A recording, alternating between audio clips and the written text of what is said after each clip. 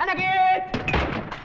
هتفضل حارم نفسك لحد امتى؟ هتفضل عايش في دايت لمين؟ عملوا البمبوزه وعملوا الكنافه ملوخيه، سبتهم يتخانقوا مين عملها الاول، قلت انا اعمل كنافه بالمانجا، مع اني مش من محبين فصل الصيف خالص، بس حبيته بسبب المانجا. هات لي بقى الحلوه مخدة حمرديا، واسهل طريقه لتقشير المانجا مقشره البطاطس، بتطلع لك القشره رفيعه جدا وما تهدرش كتير. بصي نقطعها بقى طرنشات كده، نقطع منها لحم، تقطعها مكعبات زي ما انت عايزه. انا دايما بحب المانجا النعومي والمانجا الصديقه بتزيين الفواكه. بص المنظر، في اجمل من كده حاجه؟ احلى كنافه بالمانجا ممكن تاكليها، طعم المانجا قوي جدا فيها.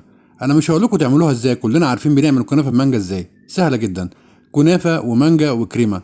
انا هنا عملت نوعين من الكريمه، عملت الكريمه البيضاء والكريمه الصفراء دي انا طعمتها بعصير مانجا، لحد ما اروح اجيب البمبوزه ونجربها مع بعض. بس تتوقعوا انا هجيب بمبوزه بطعم ايه؟ انتوا متخيلين البوله دي فيها كميه كريمه قد ايه ومانجا؟ كميه الكريمه اللي فيها طبقات والمانجا كمان طبقات. انا حبيت اعملها طبقات كده عشان كل معلقه تاكليها منها تحس بطعم الكريمه والمانجا. اخر طبقه دي انا عاملاها كلها مانجا. ادلق ادلق ادلق. وطبعا عارفين الطبق ده هيكون من نصيبي. زمانك افتكرت ان الطبق ده هيكون من نصيب انا، لكن لا والله ما بيحصلش كده. اول ما اخلص تصوير الاقي المدام دخلت وخطفت الطبق ومشيت. اول بقى ما اخلص راس المانجا اديها طبق من الجيلي الجميل ده. الجيلي ده طعمه تحفه جدا، بطعم المانجا رهيب بصراحه، منه هيدي ماده تلميع، وهديكي كمان طبقه جميله جدا من الجيلي على الطبق. ناخد بقى البوله بتاعتنا الجميله دي على التلاجة اقل حاجه 3 ساعات، واستمتعي باجمل طعم كنافه بالمانجا. مع السلامه.